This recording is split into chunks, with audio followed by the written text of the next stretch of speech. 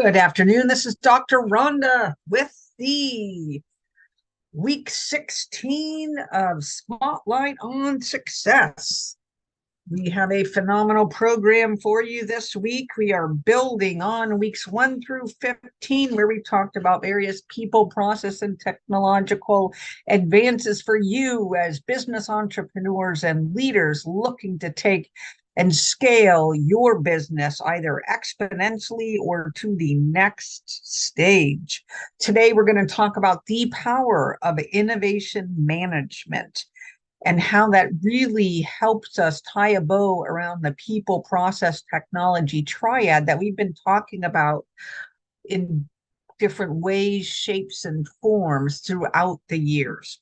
Why is this so important, this idea of innovation management? Because it's really about bringing all those pieces together, the planning pieces, the resourcing pieces, the efficiency pieces, the culture, the leadership aspects, and just the holistic nature of helping your company drive value to the highest level. And in fact, when we look at an innovation management framework, be that ISO 56000 or a commercial variant or something that we're fielding within our own organizations to help us go further, faster through AI, etc., or some other technological deployment, the first thing we need to look at, right, is the value component.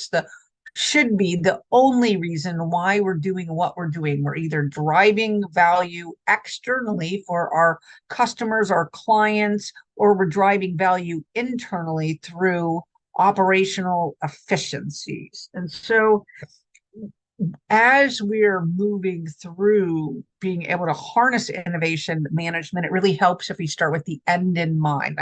I know we've said that a couple different times throughout these different sessions, and here we are again at week 16 saying the same thing. So start with the end in mind, right? The value derivation of undertaking any implementation or initiative.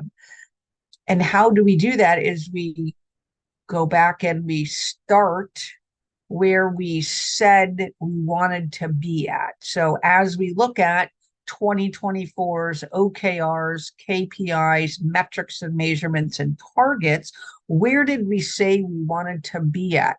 And now, if we're going to undertake a new technology, we're going to apply AI. We're going to look at process efficiencies. We're going to hire a new person, contractor, employee. Maybe we want to partner with a new entity, right? How is that outcome and results that we said was so important to us for 2024? How is that going to shift? Are we going to 1 exit, 2 exit?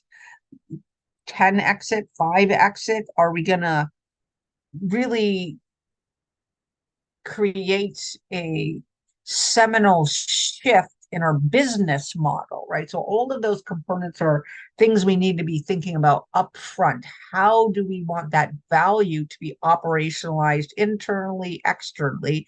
And is it going to hit products? Is it going to hit services? And is it going to hit our business model?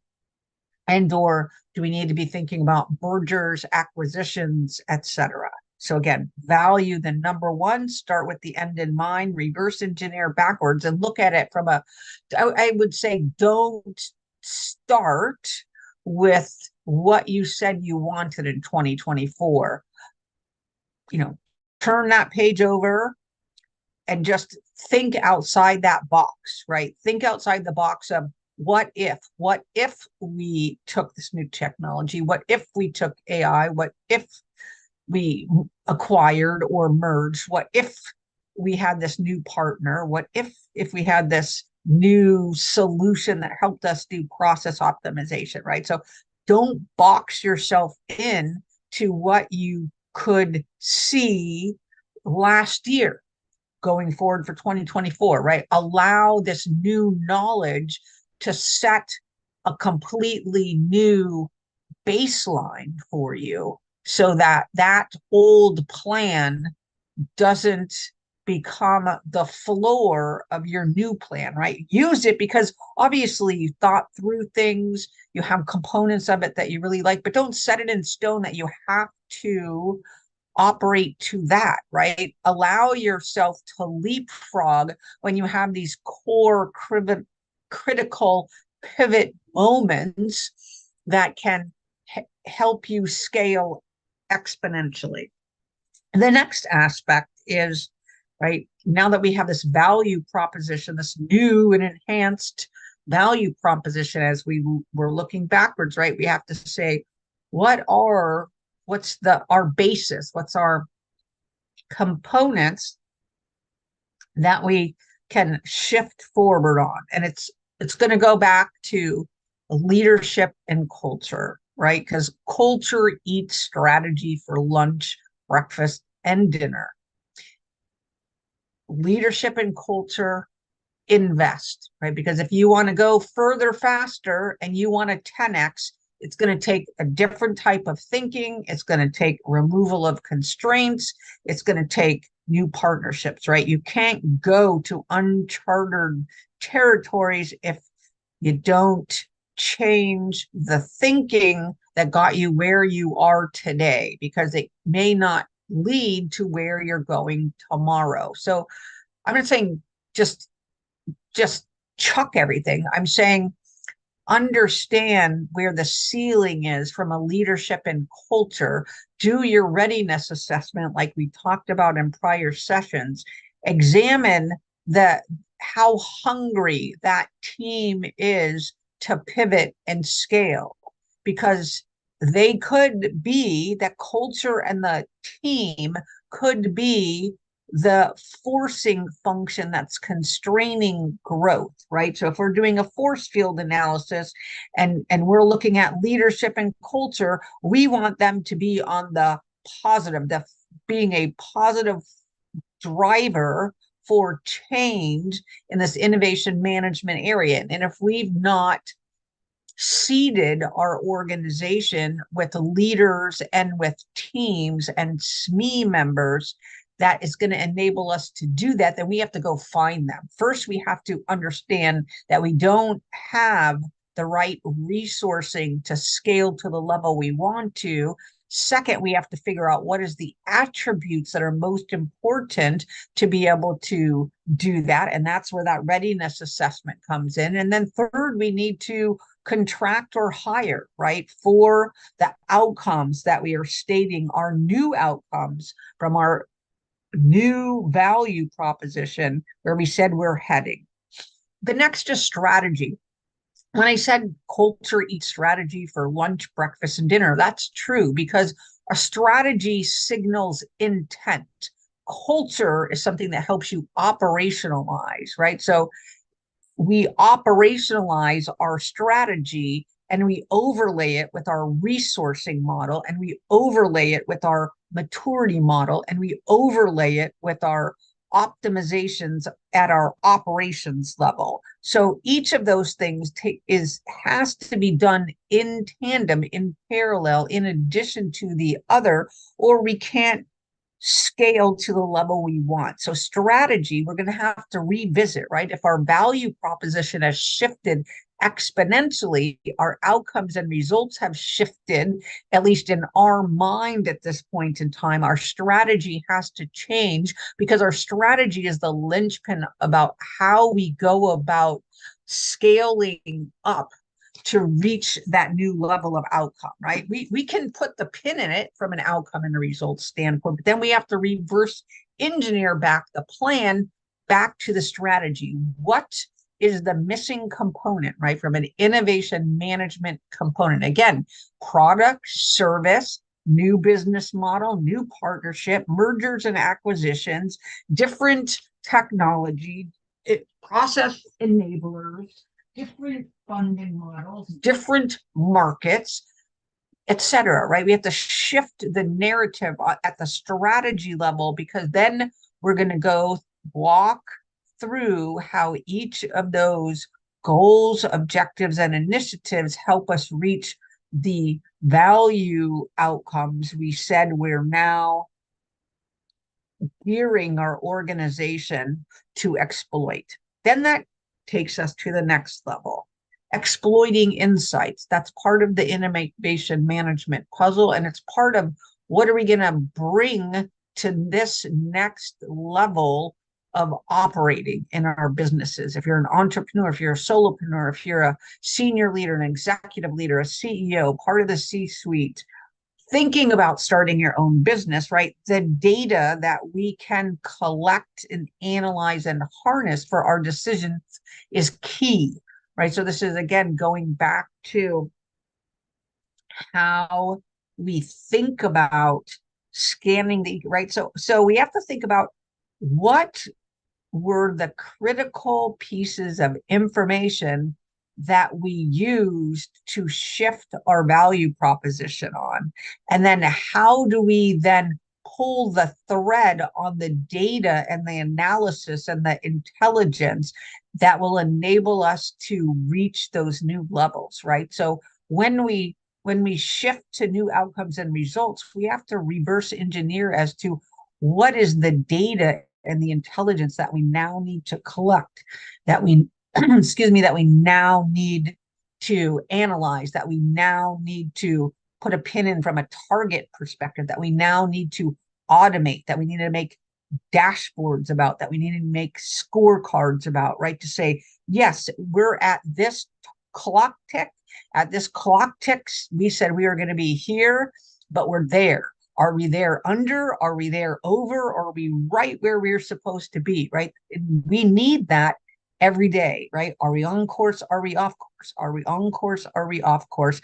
Do we need to pivot, right? And we're going to give ourselves guardrails and criteria through the information and data that we're collecting, and that's how we exploit, right? We're going to put guardrails on that says if we're over by X or under by X or directly on point, these are the actions that we're going to take, and we need to think them through, right? So if we were able to overachieve in a time interval that's much less, then we could say either we didn't go far enough in our outcomes and results given the changes that we made, or we misunderstood something, not misunderstood, we made an incorrect assumption about something, and now we need to do causal analysis to understand where that was made at, what factors of information we made that assumption under, and now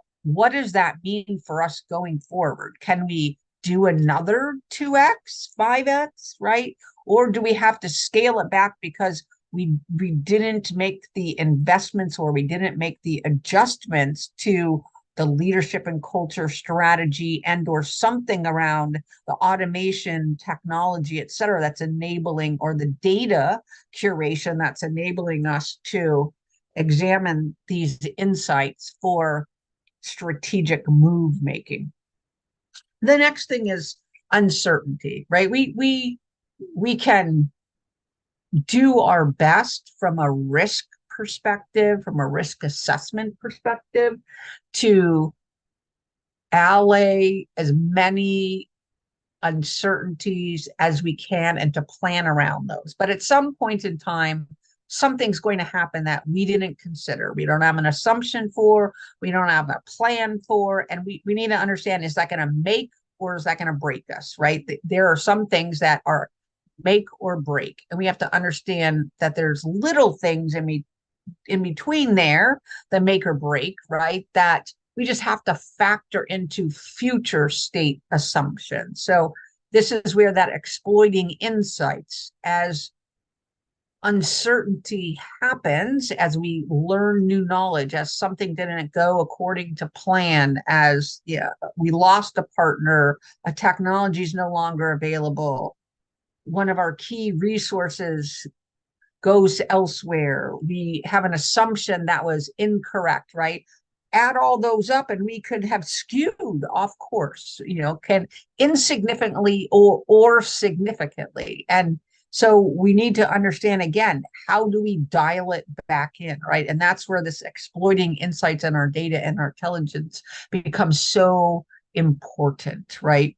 and being a learning organization as we move to greater amounts of adaptability will ensure that we're able to pivot in the face of change, right? So uncertainty is about making sure our business model or our new business model can take our ideas or technologies and services to market under our new value proposition. And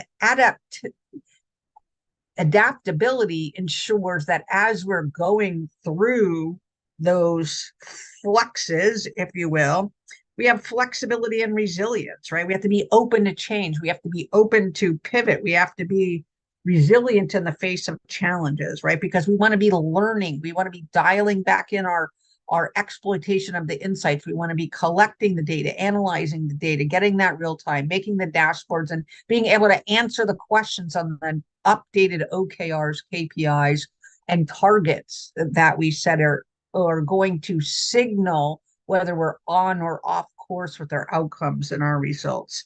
And then last but not least, this can't just be one leg in the people process technology stool, right? It really needs to be a systems approach. It needs to be holistic, right? So every chess move we make, we have to take into consideration, how do we bolster that at the process level? How do we bolster that at the people level? And how do we bolster that at the technology level? And then we're going to weight those according to the value proposition where we've stated from an innovation perspective, we wanted to move the needle at most, right? We're going to weight our people, process, technology triad components accordingly. And then that's going to help us make sure that when we look at our strategy, we are budgeting effectively according to the weighting we're giving those things, and that we're exploiting our insights to make sure that at every time clock tick, when we said we needed to get information and do that, are we on course or off course, we're able to understand how much we've invested, what's left in that funding source, if you will, to reach those outcomes, and what is the significancy of the decision that we need to make at that juncture. So again, this is Dr. Rhonda Farrell bringing you today, week 16 of Spotlight on Success. And our topic today was innovation management. We talked about value, leadership and culture, strategy, exploiting insights, the role of uncertainty, how adaptability enables us to respond faster and enables us to go further, as well as undergirding everything through this systems approach. I'm Dr. Rhonda Farrell, the success strategist, and hoping you will rejoin us in week 17 for another phenomenal discussion on Spotlight on Success.